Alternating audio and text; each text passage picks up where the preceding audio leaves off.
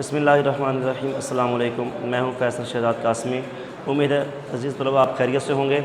آج 10th class کا باب نمبر 5 اس کا 3rd لیکچر ہے کہ غسل کیا ہوتا ہے اور غسل کا طریقہ۔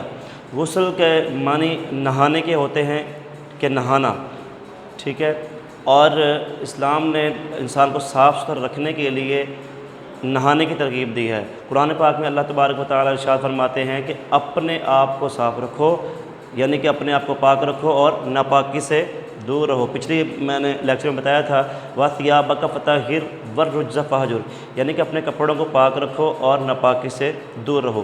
اس طرح نبی صلی اللہ علیہ وآلہ وسلم نے بھی ارشاد فرمایا الطہور شطر الایمان، یعنی کہ پاکیزگی ایمان کا حصہ ہے۔ تو نبی صلی اللہ علیہ وآلہ وسلم نے مسلمانوں کے لیے جمعہ کے دن غسل کرنے کو مسنون قرار دیا ہے اور لازمی قرار دیا ہے۔ اسی طرح عمرہ و حج کے لیے احرام باندھنے کے وقت یا احرام باندھنے سے پہلے غسل کرنے کو بھی آپ صلی اللہ علیہ وسلم نے مسنون قرار دیا، مسلمانوں کے لیے لازمی قرار دیا ہے۔ اور عید الفطر اور عید الاضحیٰ جو ہماری 2 عیدیں ہیں، ان پر بھی نبی صلی اللہ علیہ وسلم نے غسل کرنا جو ہے وہ لازمی قرار دیا ہے۔ ان مواقع پر غسل کرنا جو ہے وہ بہتر ہے اور مسنون ہے۔ اور کچھ صورتیں ایسی ہیں کہ جن صورتوں میں ہم لوگ اگر غسل نہیں کریں گے تو انسان ناپاک رہے گا اور اس کی کوئی بھی عبادت جو ہے وہ قابل قبول نہیں ہوگی۔ یہ تو ہو گیا غسل۔ اب ہے غسل کا طریقہ۔ غسل کے طریقے میں سب سے پہلے آپ نے گندگی والی جگہ کو دھونا ہے، جہاں پہ آپ کی گندگی لگی ہو اس کو اچھی طرح سے صاف کر لیں، دھو لیں، ٹھیک ہے۔ تو بہتر یہی ہے کہ آپ اس جگہ سے نیچے یعنی کہ ناف سے نیچے پوری ٹانگوں کو اچھی طرح سے پہلے دھو لیا جائے۔ اس کے بعد اگر بہتر ہے تو پہلے وضو کر لیا جائے۔ اگر وضو نہیں بھی کرتے تو اس میں کوئی حرج نہیں ہے۔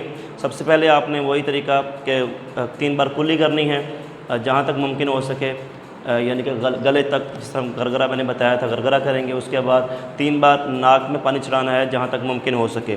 اس کے بعد پورے جسم پر پانی بہائیں گے اور اچھی طرح صاف کر کے مل لیں گے تو آپ کا یہ غسل ہو جائے گا۔ غسل کرتے وقت اگر آپ دائیں شولڈر پر 3 بار پانی ڈالتے ہیں اور بائیں شولڈر پر 3 بار پانی ڈالتے ہیں تو یہ سنت طریقہ ہو جائے گا۔ اس کے علاوہ اگر آپ شاور کھولتے ہیں، نل کھولتے ہیں، اس کے نیچے اگر آپ کلی اور کر کے اور اس کے بعد ناک میں پانی چڑھا کے اگر آپ نہاتے ہیں تو وہ بھی غسل ہو جائے گا، اس میں کوئی حرج نہیں ہے۔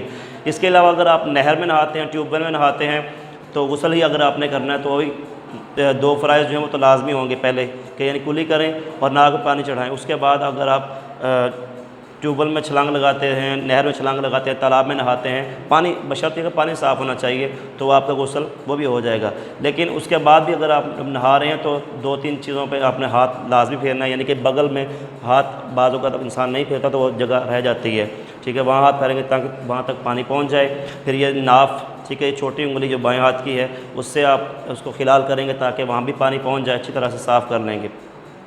اچھا، اس میں مرد و عورت کے لیے کچھ چیزیں ایسی ہیں کہ مرد جو ہے اگر غسل خانہ اویلیبل ہے تو ویل اینڈ گڈ، اگر نہیں ہے تو وہ چادر باندھ کر، جسے ہم دھوتی کہتے ہیں، یا شلوار پہنے کچھ بھی، وہ باہر بھی کھلے میں نہا سکتے ہیں۔ لیکن عورت کے لیے یہ اسلام نے بھی اور شرعی لحاظ سے بھی ضروری ہے کہ وہ 4 دیواری میں نہائے یا غسل خانے میں نہائے یا پردے میں نہائے تو وہ زیادہ بہتر ہے، اس کے لیے بہتر کیا لازمی ہے، ٹھیک ہے۔ اس کے علاوہ انسان کو صاف ستھرا رکھنے کے لیے اسلام نے ترغیب دی ہے کہ آپ صاف ستھرا رکھیں۔ اس کی وجوہات کیا ہیں؟ انسان کو تکلیف پہنچانا یا اس کو پریشانی کا باعث بنانا یہ ضروری نہیں ہے، یہ اسلام نے اس چیز کو نہیں رکھا، بلکہ اس لیے کیا گیا کہ انسان، سائنس بھی کہتی ہے کہ انسان جب سو کے اٹھتا ہے تو سست ہوتا ہے، آپ نہاتے ہو تو تر و تازہ ہو جاتے ہو۔ تو اس لیے انسان کو اللہ تعالیٰ نے اسلام کو یا مسلمانوں کو صاف ستھرا رکھنے کے لیے اور عبادت میں چستی پیدا کرنے کے لیے نہانے کو ترغیب دی ہے کہ نہانا چاہیے۔ انسان نہاتا ہے تو انسان کی سستی دور ہو جاتی ہے، جسم پاک ہو جاتا ہے۔ جسم پاک ہوتا ہے تو آپ کیا ہے، بہت سی بیماریوں سے بھی صاف بچ جاتے ہو یا پاک صاف ہو جاتے ہو۔ تو اس لیے نہانے کی ترغیب دی گئی ہے اور میں نے غسل کا پراپرلی طریقہ آپ کو بتا دیا جو سنت طریقہ ہے۔ اس کے علاوہ کچھ ایسی چیزیں ہیں جو اگر آپ غسل کن وجہ سے فرض ہو جاتا ہے یا کیسے فرض ہوتا ہے تو وہ آپ نے اساتذہ سے کلاس روم میں یا ویسے کسی قاری صاحب سے آپ پوچھ کر بتا سکتے ہیں یا ان سے پوچھ سکتے ہیں، معلومات حاصل کر سکتے ہیں۔ تو اس کے بارے میں اگر کچھ پوچھنا ہو تو آپ کمنٹ کر کے پوچھ سکتے ہیں۔ اگلے لیکچر کے لیے اجازت دیجیے، اللہ حافظ۔